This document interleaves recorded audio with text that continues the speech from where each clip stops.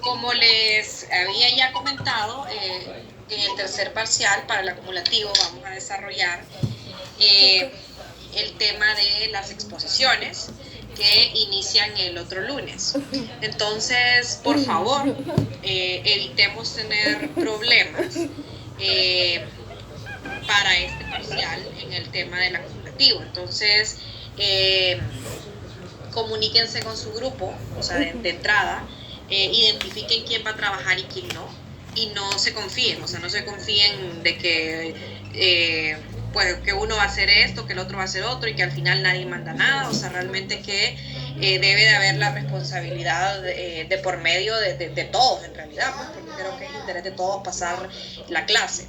O sea, ya para ese día, jóvenes, o sea, no va a haber excusa de que mi grupo no mandó nada, yo mandé mi parte y el grupo no hizo nada. O sea, si usted manda su parte y usted expone su parte, o sea, va a tener la nota en relación a una parte, o sea, pero no podemos tener la nota completa porque el trabajo es en grupos, no hay tema, a menos que la persona venga y exponga todo el contenido de todo el grupo y nadie le ayudó. Entonces, pongan únicamente a los que trabajaron, identifiquen en el grupo quién va a trabajar y quién no, para que no les haga nadie a ustedes estar perdiendo su tiempo.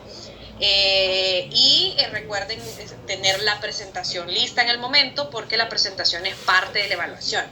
Les iba a mencionar, los grupos que tienen la hora completa, por favor, en la presentación traten de hacerla en 40 minutos. ¿Por qué vamos a dejar 20 minutos aparte? Una, por tema de la lista, ¿verdad? Que siempre perdemos casi 10 minutos en estar revisando uno a uno la asistencia. Y dos, al final va a haber una parte de preguntas al grupo. Entonces, ahí sí, o sea, no es obligatorio únicamente que conteste el que va a exponer, sino que ahí puede contestar cualquier persona del grupo. Pregunta que no contesten es puntos menos. Entonces vamos a tener dentro de los 30 puntos, vamos a tener una parte que solo va a ser para las preguntas, y en base, si usted contesta, pues la tiene buena, si no, pues no. Entonces ahí comenzamos a restar. El otro 20 va a ser en relación a la presentación, a la presentación en PowerPoint, y al manejo del tema, al dominio del tema, la veracidad del tema, porque muchas veces me ha sucedido que vienen a decir cosas que no son ciertas. Entonces, traten de investigar qué recomendaciones puedo dar para esta exposición. Busquen videos en YouTube, así como yo les puse a ustedes a hacer el video de YouTube del primer parcial. Ustedes van a encontrar muchos temas de las exposiciones de abogados que hacen explicaciones de temas. Entonces, por ejemplo, ustedes pueden encontrar, déjenme ver un tema, petición de herencia. O sea, petición de herencia, he visto muchos videos en YouTube, videos muy buenos. Traten de buscar videos donde la legislación sea un poco parecida. Centroamérica, pues la legislación es parecida. América del Sur, la legislación es muy parecida. Ejecutores testamentarios, ojo con los ejecutores testamentarios, porque en otras legislaciones ustedes los van a encontrar como albaceas. Si les hablan de albaceas, es el mismo tema de los ejecutores testamentarios, pero recuerden que en Honduras no hay albaceas. Entonces, ¿qué otro tema pueden encontrar? Beneficio de inventario van a encontrar. Partición, el tema de la partición, ojo para los que les tocó, el tema de la partición es un tema muy grande y es un tema muy importante que deben de manejar al dedillo. La diferencia entre partición judicial y extrajudicial, que no son lo mismo, y deben de tener ejemplos de cuándo es uno y cuándo es otro. Eso en relación al acumulativo, para ya tenerlo listo para la siguiente semana. Entonces, hoy vamos a desarrollar un tema que no estaba dentro de las exposiciones, que es el tema de la apertura de la sucesión y de su aceptación, repudiación e inventario. Ese es el tema como general, pero únicamente vamos a ver lo que nos compete a las reglas generales. del artículo 1169 al 1186. Entonces, ¿qué establece nuestra legislación en relación al tema de la apertura de la sucesión? ¿Qué es lo primero que debe de suceder para que nosotros podamos abrir la herencia? El fallecimiento de alguien, la muerte del causante. Entonces, luego que se da la muerte del causante, viene la parte de abrir la sucesión. La parte de abrir la sucesión. Entonces, ¿por qué vamos a abrir la sucesión? Porque definitivamente hay bienes, definitivamente, o sea, que deben de haber bienes para que nosotros digamos, o sea, bueno, vamos a declararnos herederos habitestato, herederos testamentarios, porque hay bienes. De lo contrario, pues nadie se declara heredero de nadie. ¿Y qué sucede? Vamos a tener personas interesadas en que se abra la sucesión. Entonces, estos interesados muchas veces no necesariamente pueden ser solo herederos, sino que también pueden ser acreedores, o sea, personas a los que el causante le debía. Entonces también estos estarán muy interesados en abrir la sucesión. Entonces prácticamente todo el que tenga el interés puede pedir que se abra la sucesión. Entonces, ¿qué es lo que sucede? Dentro de los temores que hay cuando se abre la sucesión es que bienes de la sucesión se pierdan. Muy difícilmente esto va a pasar cuando son bienes inmuebles, pero ustedes saben que cuando son bienes inmuebles también pueden haber actos ilícitos. ¿A qué acto ilícito me refiero? A falsificación de documentos para venta de inmuebles y que salga cualquier contrato de por medio donde digan no, este inmueble no es del causante, o sea, él me lo vendió y aquí está el contrato. Nos podemos encontrar ante ese tipo de situaciones, pero que se pierda un inmueble es algo difícil, es algo que para que suceda o sea, de por medio debe de estar algún contrato falso. Pero, ¿qué sucede cuando hay bienes muebles? ¿Y a qué me refiero con bienes muebles? Puede el causante ser dueño de una ferretería, por ejemplo, puede ser dueño de una fábrica, puede tener joyas, una casa, o sea, aún dentro de una casa tenemos muchos bienes muebles, o sea, todo lo que son muebles como tal, o sea, comedor, sofá, refri, etcétera, pero hay muchas pertenencias del causante, relojes, joyas, etcétera. Entonces a eso nos referimos a que pueden suceder o puede haber temor por parte de los herederos en que se extravíen bienes de la herencia. Entonces, ¿qué es lo que sucede? El artículo 1169 en adelante está muy aplicado cuando hay temor de los herederos que se pierdan estos bienes.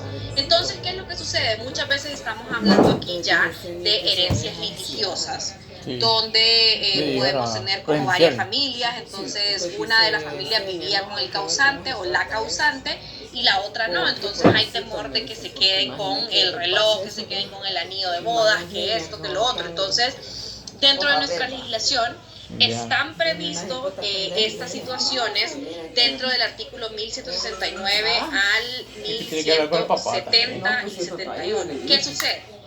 Como tenemos temor, podemos pedir que se bajen, que se guarden bajo llave y que se le apliquen sellos y que se haga un inventario solemne. Entonces, esas son medidas cuando necesitamos nosotros cuidar bienes.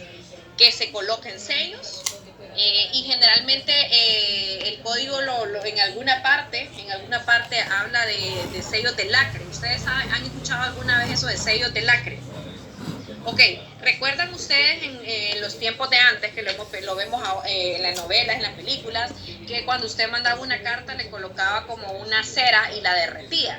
Entonces eso es el lacre. ¿Qué es lo que sucede? Si yo coloco un sello de lacre sobre un sobre una carta o sobre papeles, si se abre, en teoría deberíamos de darnos cuenta. Entonces recuerden también ustedes que el código es de 1906, ¿verdad? Tenemos más de 100 años con este Código Civil, entonces hay cuestiones que no han ido cambiando, entonces se aplican mucho a aquellos tiempos. Entonces se podía pedir que se guardaran bajo llave los bienes, que se colocaran sellos de lacre sobre documentos que queríamos cerrar. ¿Qué podemos nosotros, qué puede ser un documento importante que queremos cerrar? Podemos tener acciones de una sociedad, podemos tener cheques, podemos tener títulos valores, o sea, cheques, pagares, etcétera. Entonces podemos tener cualquier documento que tengamos algún temor, incluso en las mismas escrituras, aunque muchas veces la gente con el tema de las escrituras tiene el criterio de que si la escritura no está, si no tengo la escritura original es como que no tuviera nada. Existe algo que se llama dentro del derecho registral, que es la certificación íntegra. Entonces, si yo no tengo una escritura original, la certificación íntegra me puede servir como escritura pública. ¿Por qué? La certificación íntegra es un documento que yo solicito ante el registro de la propiedad y eso tiene la validez de una escritura pública original. Entonces, si se pierde, y esto es para conocimiento también general de ustedes, si se pierde la escritura pública, vaya y pida una certificación íntegra al registro y es como que tenga el documento íntegro y debe de ser aceptado de cualquier lado.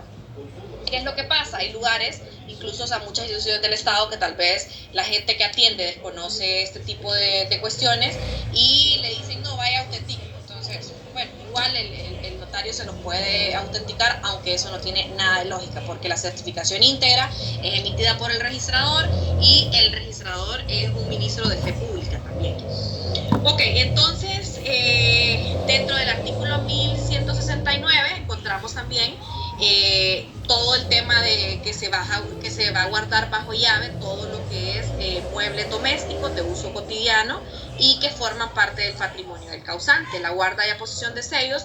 Y estas medidas, ¿por quién van a ser solicitadas? Por los herederos que tengan algún temor de que se pierdan los bienes y van a ser solicitadas al juez competente.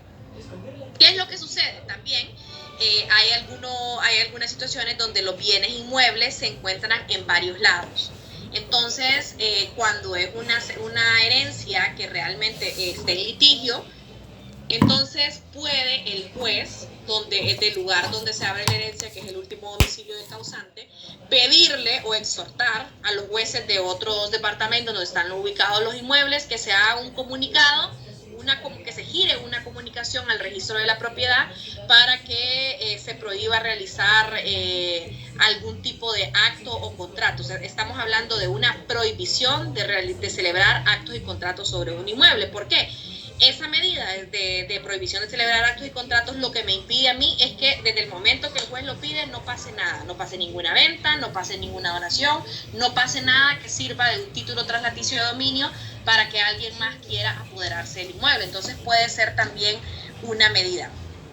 Yo hablaba una vez sobre este tema en específico de la guarda y aposición de sellos, hablaba con la abogada Ana Cardona, que no sé si ustedes la conocen, que da los procesales, y ella me decía que en su experiencia como juez de lo civil, en la vida había visto que le pidieran una guarda y aposición de sellos, pero el hecho de que no suceda no es algo común, jóvenes, no es algo común. Recuerden, como les mencionaba, lo viejo que es nuestro código. Entonces ella me decía, o sea, no es algo común, pero es algo permitido por la ley. Entonces en algún momento, si alguien lo pide, se deberá de otorgar. ¿Qué es lo que sucede con los bienes muebles? Que cuando son joyas, cuando son relojes, cuando son ese tipo de cosas, es lo primero que se pierde.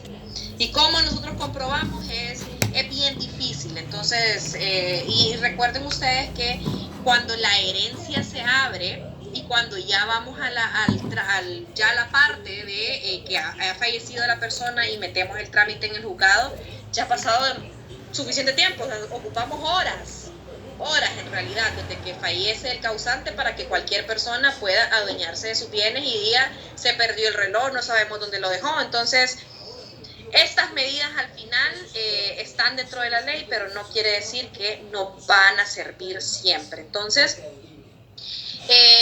incluso también dentro de esta parte de las reglas generales de la apertura de la sesión nos habla acerca de la parte de aceptar y repudiar. Ya sabemos que el momento donde se acepta la herencia se llama delación, que es el momento donde podemos aceptar o repudiar. Entonces dice, todo asignatario puede aceptar o repudiar libremente. ¿Quiénes no lo pueden hacer libremente? Los que no están, los que no tengan las plenas facultades, o los que deben de ser representados por alguien, los menores de edad, las personas que están en interdicción civil, las personas que por alguna razón no pueden valerse por sí solas. Entonces estos sí deberán de hacerlo a través de su representante. Entonces también nos menciona que no se puede aceptar una asignación sino después de que se ha deferido. O sea, no tenemos que esperar llegar a esa parte de la declaración de herencia donde somos llamados y se nos pide aceptar o repudiar. O sea, no, el hecho de tomar posesión del inmueble desde el día 1 que la persona fallece, o sea, no quiere decir que nosotros estamos en ese momento aceptando la herencia ante la ley. Más adelante, el tema de las exposiciones, y ojalá lo mencione el grupo que exponga el tema del beneficio de inventario. ¿Qué pasa cuando nosotros no declaramos herederos sin beneficio de inventario? Eso lo tienen que mencionar y eso es una de las preguntas que viene en la lista para ustedes. ¿Qué pasa si me declaro heredero sin beneficio de inventario? ¿O qué pasa si hago acto de heredero sin beneficio de inventario? Entonces, cuando nosotros hablamos del beneficio de inventario, es que nos vamos a hacer responsables de las deudas hasta donde se puedan pagar con la herencia. Entonces, por ahí ustedes tienen que desarrollar bien ese tema. ¿Qué sucede? No podemos aceptar una parte o una cuota de la asignación y repudiar el resto. Pero si la asignación hecha a una persona se transmite a sus herederos, dice, cada uno de estos puede aceptar o repudiar su cuota. O sea, recuerden que el heredero, cuando hablábamos del el derecho de transmisión, o sea, ese queda también en la situación de aceptar o repudiar. Pero cuando el artículo 1175 establece que si dentro de la herencia tenemos una parte grabada por deudas y otra no puedo decir, agarro la que está libre de deudas y me quedo con esa, y la parte de las deudas la repudio. No, o lo agarra todo el pastel o no agarra nada, porque recuerden que los herederos son los representantes del causante y deben de cubrir todo lo que son las obligaciones, así como también tienen todos los derechos. Vamos a ver, Bormen, que tiene la mano levantada. Buenas noches, abogada y compañeros. Tenía una consulta. Cuando un testamento se compone solamente de, como quien dice, un inventario de deudas que debe el testador, y los herederos se niegan a aceptarla, eso queda sin valor, no hay pago para las personas que les deben. Siempre va a tener que haber pago, Borman, porque recuerde que en la parte de los acervos hablamos que para que pueda ya disponerse de la herencia, ya sea porque es herencia testamentaria o ya sea porque es una herencia de intestato, dentro de los acervos primero va el pago de las deudas hereditarias. Entonces, y ese es el momento donde los acreedores pueden pedir que estas deudas sean pagadas desde un inicio. Entonces, las deudas siempre van a tener que ser pagadas, siempre.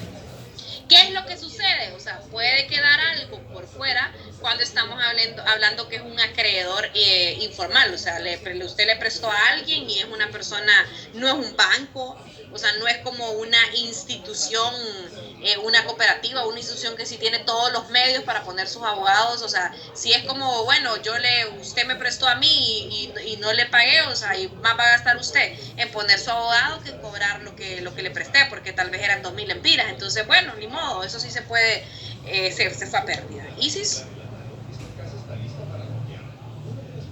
Abogada, una pregunta. Con lo que mencionaste de los representantes, o sea, los que son menores de edad, los representan las personas, ¿verdad? En ese caso, ellos son los que deciden si repudian o aceptan la herencia. Sí, es correcto, porque el menor de edad y toda la persona que no puede valerse por sí misma, no... ¿Cómo va a decidir? O sea, usted agarre un niño de 5, 4 años, 3 años, 1 año, ¿y qué conciencia tiene del beneficio o de otra situación? ¿Qué conciencia tiene? Pero póngale que tenga 17, o sea, ya tiene... Sí, pero ya puede, o sea, ya tiene el sentido lógico como para decidir si lo quiere o no, pero ante la ley todavía no puede decidir, tiene que ser por medio de sus padres, sus representantes. Ahí está hablando de el artículo 1555 de los relativamente incapaces. Ellos son relativamente incapaces. ¿Por qué son relativamente incapaces? Porque en algún momento la situación en la que se encuentran, como ser el hecho de que son menores de edad, va a dejar de ser. Entonces, por eso son relativamente incapaces, porque en un futuro esa situación ya siendo la misma. Pero mientras lo sea, deberán de actuar por medio de sus representantes.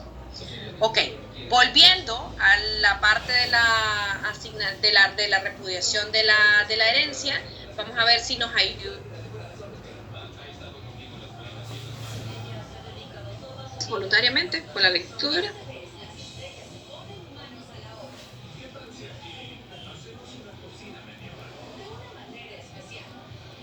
¿Alguien que tenga mal el artículo es 1176? Buenas noches, Juan. Si quiere lo leo. Sí, lean. Ok. Se puede aceptar una asignación y repudiar otra, pero no se podrá repudiar la asignación grabada y aceptar las otras, a menos que se difiera separadamente por derecho. Perdón, sí, me enredé ahí. Que se difiera separadamente por derecho de acrecimiento o de transmisión o de sustitución vulgar, o a menos que se haya concedido al signatario la facultad de repudiarla separadamente. Ok, entonces aquí queda claro que o agarra todo o no agarra nada, pero no puede aceptar la libre y rechazar la grabada. Luego tenemos qué sucede si una persona, y ahí en este caso hablamos de un heredero, sustrae bienes pertenecientes a la sucesión. Entonces, prácticamente hay como una penalización dentro de la legislación que dice que pierde la facultad de repudiar la herencia. ¿Y qué es lo que sucede? ¿Cuál sería, oigan bien ustedes, si el heredero ha sustraído bienes pertenecientes a la sucesión, pierde la facultad de repudiar la herencia? Y no obstante, su repudiación permanecerá heredero, pero no tendrá parte alguna de los objetos sustraídos. ¿Qué riesgo le ven ustedes a este artículo? Aparte de que obviamente se está adueñando de bienes que tal vez le pertenecen también a otros herederos, pero ¿qué riesgo ven ustedes del hecho de que no va a poder repudiar la herencia?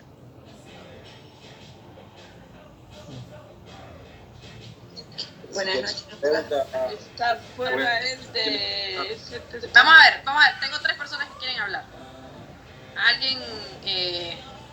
Levántenme la mano. Que no fue Jessica, pero alguien fue una chica que primero abrió el micrófono. Edis, Milagro, diga.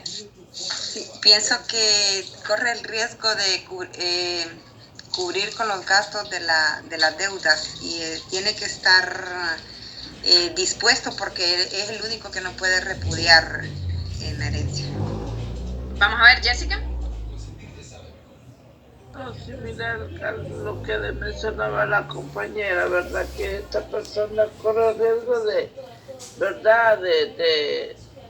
Yo lo entiendo así, de no obtener parte de la herencia, o estoy mal, abogado. Ok, ¿cuál es el riesgo que corre? El hecho de que va a tener, o sea, si las deudas son mayores a la herencia, lo más lógico es repudiar, ¿verdad? Porque ¿con qué se queda usted si las deudas son más que la herencia? Con nada. Pero, vean ustedes, o sea, si esta persona sustrae bienes pertenecientes a la sucesión, no va a poder repudiar. Entonces, prácticamente corre con el pago de las deudas aún y cuando los bienes de la sucesión no basten para pagar las deudas. Entonces, es algo que no debería de suceder, porque trae ya la penalización de que usted va a tener que pagar las deudas, no solo con los bienes de la asociación, sino también con los suyos si estos no ajustan. Entonces, es una forma de penalizar. Pero ahí Luego tenemos, sí. Perdón, en los casos sí cárcel no hay, solo que a esta persona se le repudia lo que se me de cárcel no va, no entra acá. Es correcto, o sea, no entra. Y lo mismo aplica para el legatario. El legatario también pierde el derecho que como legatario tenía para adquirir el bien legado. Luego vamos a los tiempos y a los términos. Cuando hay una solicitud de declaración de herencia, ya nos establece el artículo 1179 que deberá, dentro de los 40 días subsiguientes al de la demanda, deberán de declarar los herederos si aceptan o repudian la herencia. Entonces, vean ustedes, se abre la causa, se abre la sucesión, se solicita la declaración de herencia, entonces tendrán los herederos 40 días para decir si aceptan o repudian. ¿Cuándo ese término puede ser ampliado? En el caso que hayan bienes que estén situados en diferentes lados, en diferentes lugares del país, entonces se va a poder prorrogar ese plazo hasta 6 meses.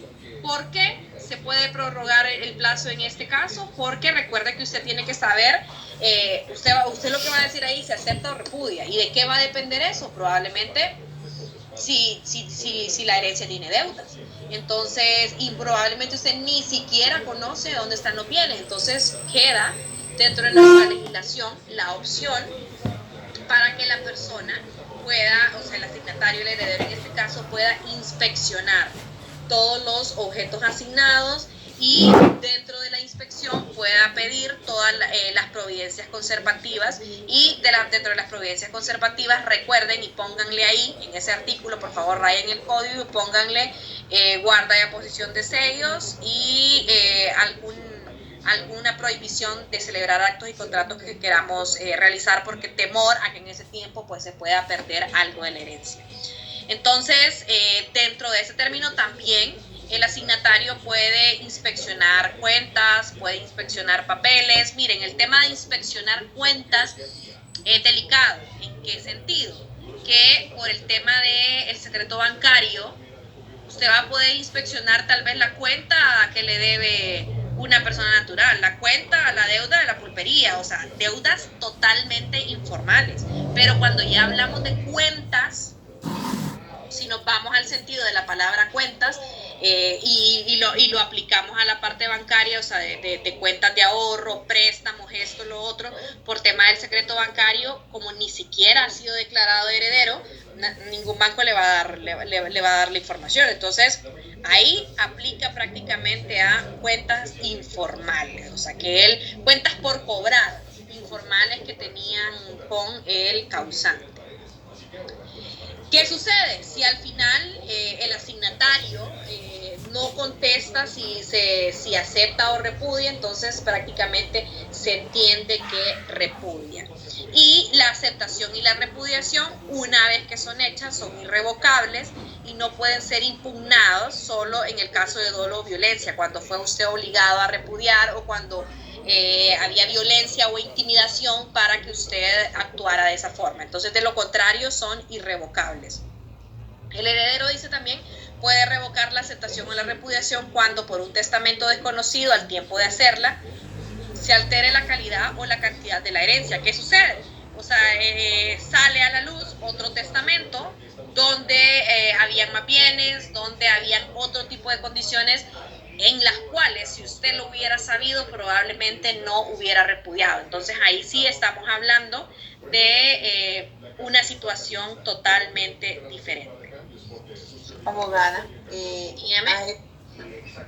han existido casos de que alguna persona hay un vicio oculto y la persona acepta la herencia y desconoce que hay más deudas que los bienes que él adquiere o viceversa.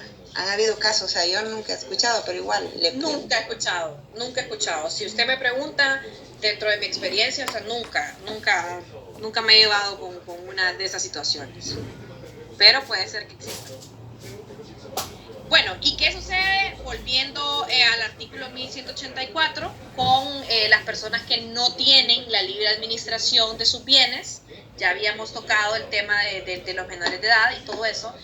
Dice, no puede, vean ustedes, los que no tienen la libre administración de sus bienes no pueden repudiar una asignación a título universal ni una asignación de bienes raíces o de bienes muebles sin autorización judicial con conocimiento de causa. Entonces, esas personas que están presas no pierden estos derechos. O sea, ellos lo único que pierden es la libertad, el derecho a ejercer el sufragio, el derecho a de ser elegidos y ser electos. Entonces, esos son los derechos que estas personas pierden, pero ellos pueden recibir una herencia y pueden rechazar o repudiar una herencia, pero dice que deberá de hacerlo con autorización judicial. Ojo con eso. Y la aceptación, en este caso, solo aprovechará a los acreedores en cuanto baste a cubrir el importe de sus créditos. El exceso, si lo hubiere, no pertenecerá en ningún caso al renunciante, sino que se adjudicará a las personas a quien corresponda.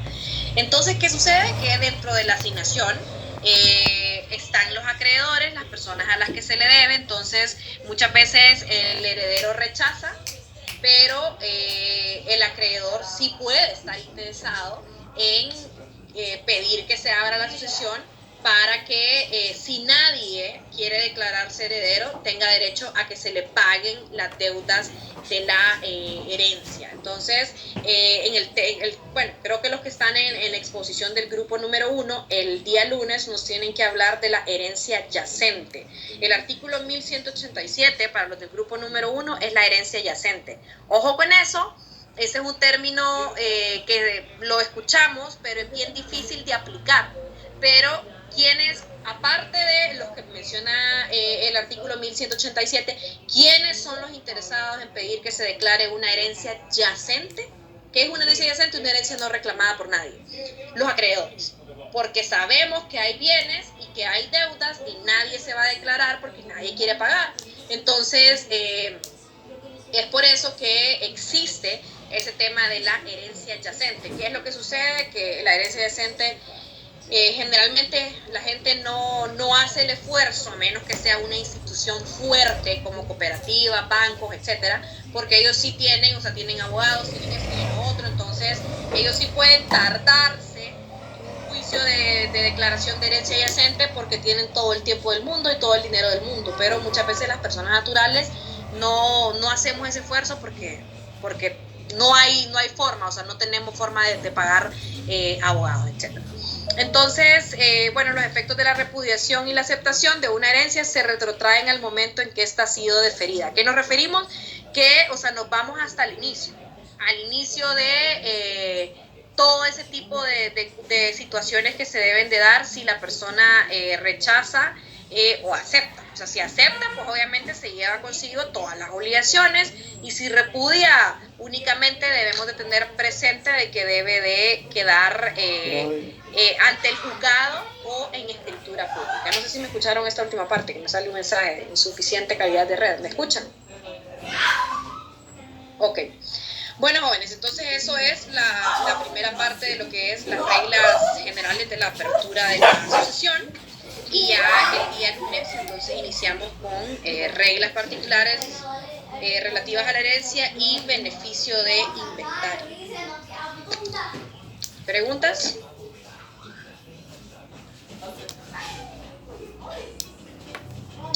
Ok, entonces aquí hay miembros del grupo número 2, del acumulativo del segundo parcial. Creo que sí. Ok, los del grupo número 2, por favor, se me quedan. Tengo que hablar con ustedes. Y el resto, buenas noches. Ok, Buenas noches. Sí. Sí. ¿Alguien me iba a hacer una pregunta? Buenas noches, abogada. Si quieren levanten la mano, que tengo 2 personas que quieren hablar. Ok, Alma. Y luego sí. Abogada, yo fui una de las alumnas que ayer le explicó lo de la tarea y usted quedó en revisarme la tarea, pero no me puso nada. Sí. O sea, no me No, calificación. ya le contesté en el correo, revíselo. Es que sí me contestó, pero me dijo que no, o sea, básicamente me dijo que no me la iba a recibir. Correcto, porque ya tomé la determinación de no recibir ninguna que haya sido después de la fecha, porque no quiero tener ni problemas con una ni con la otra, ni preferencias por una y por la otra, entonces ninguna de las tareas recibidas después de la fecha será evaluada. Ok, gracias. Cintia. Buenas noches, abogada. Mi consulta era respecto a las exposiciones que tendremos próximamente. ¿Cuántas personas pueden exponer? No, libre. Pueden exponer 1, 2, 3, los que ustedes quieran. Solo manejen el tiempo. Ok, muchas gracias. Ok. Y Ludin, creo que tenía la mano levantada también. No, voy a dar la misma pregunta que Cintia. Ok, está bien. Bueno, jóvenes, buenas noches. Necesito solo quedarme con el punto número 2. Ok, buenas noches. Buenas noches. Buenas noches, abogada. Yo tengo una pregunta. Dígame, Carla. Fíjense que yo soy del grupo número 2, que nos corresponde exponer el día lunes. Entonces, mi pregunta es, nosotros nos toca el tema de beneficio de inventario.